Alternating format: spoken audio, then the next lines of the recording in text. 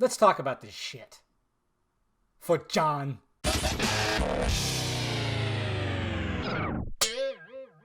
What's happening, film friends? Dave the Film Junkie here. All right, here's my spoiler review, I guess. Just wanted to talk about certain things about this movie that, of course, I couldn't talk about in my normal review. Thought about like doing something at the end, just talk about one in particular thing, but I was like, nah, I'm going to talk about all this stuff because, like I said, when I walked out, I was actually satisfied. But when I sat with this movie, thought about this movie, when I had people ask me about this movie, things just started rearranging in my brain. And I just kept saying, like, no, I enjoyed it. I liked it.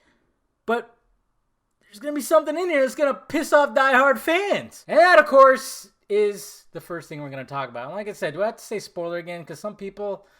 I mean, I literally had somebody that I know in real life go, dude, I watched your Joker spoiler review. I didn't realize it was a spoiler review, even though it said it in the title.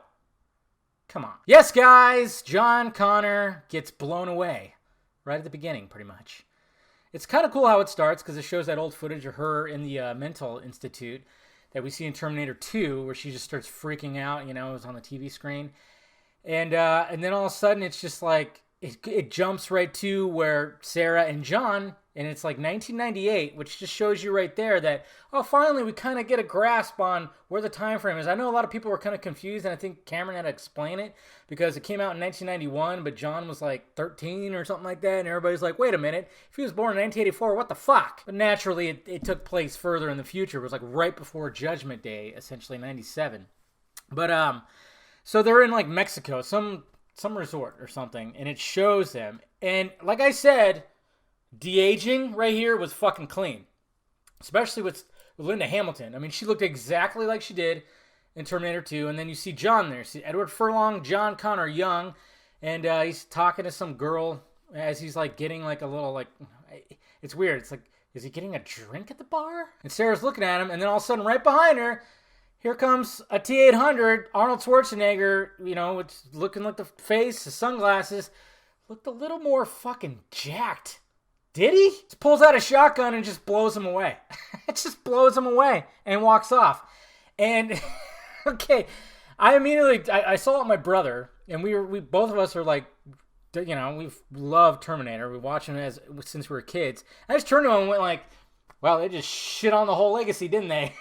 Because it did. I wonder what the fuck. I mean, I get it. I know when I see people like complain about that, I'm like, did you really think that Edward Furlong...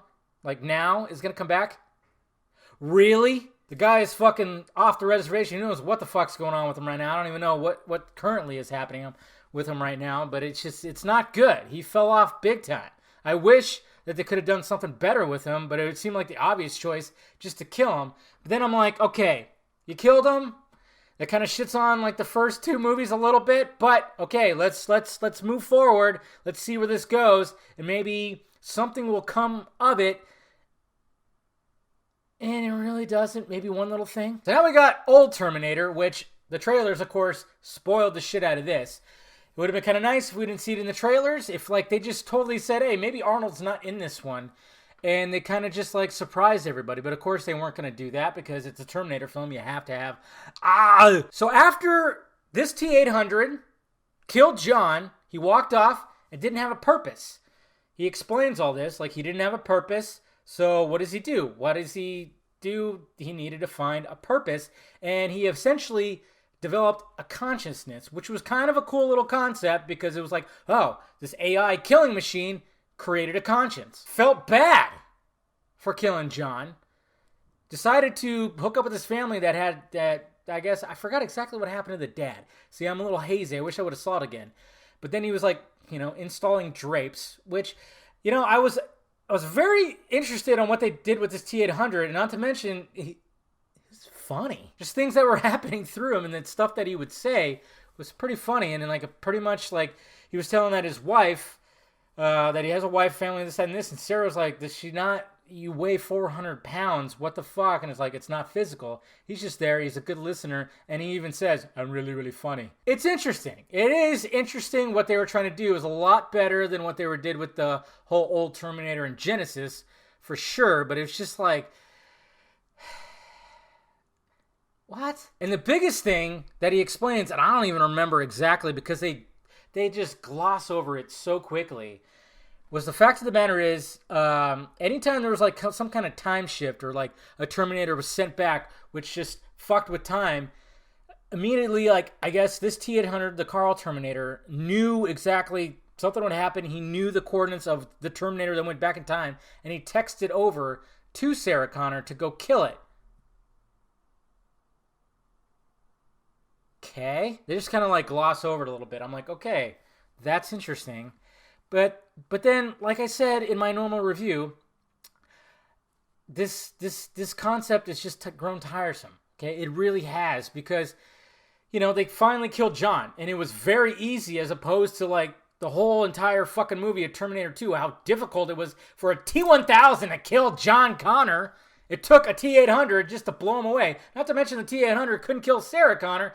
It's just a lot of things. But I mean, I get it. It's like, okay, send back multiple and surprise. But then it's like, okay, is something going to happen? Is it going to lead somewhere? But then it doesn't. It gets passed to Danny. The torch just gets passed to Danny, and now she's going to lead resistance. Of course, they throw you off by saying, like, well, you get pregnant and you're going to give birth to the leader of resistance. Oh, twist, we didn't see this coming, and she's actually the fighter. So blown away, especially in 2019.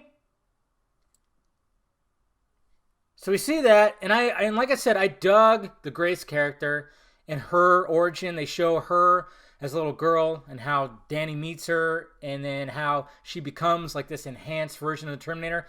I totally dug Grace. And like I said, the action was good. Totally dug all that, but it's just all it did was pass the torch. Okay? It just was like, John Connor's no more, now we're passing the torch. Now it's no longer Skynet. It's not Genesis, it's Legion. It's just the same fucking thing again.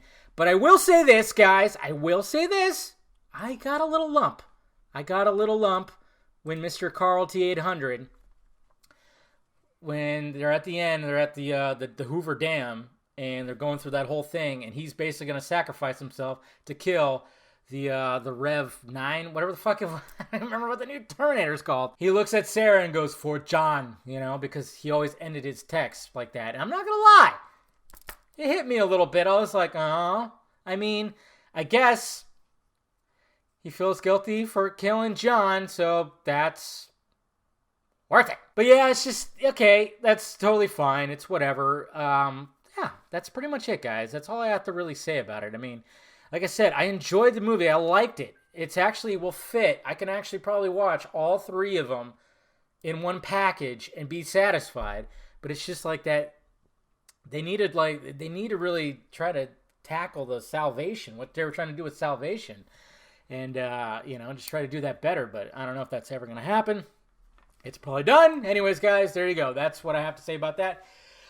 Hit that like, thumbs up button if you'd be so kind. Well, first, let me know in the balls area what you thought about all that. Hit that like, thumbs up button if you'd be so kind. Subscribe to my channel at filmjunkie.com for all my content. Follow me in the Sockmans over there, Twitter, Instagram, Facebook. Patreon if you want to help out. And, of course, shirts down below. Get yourself a Film Junkie shirt if you want to. Holidays coming up. All right, guys. Talk to you later.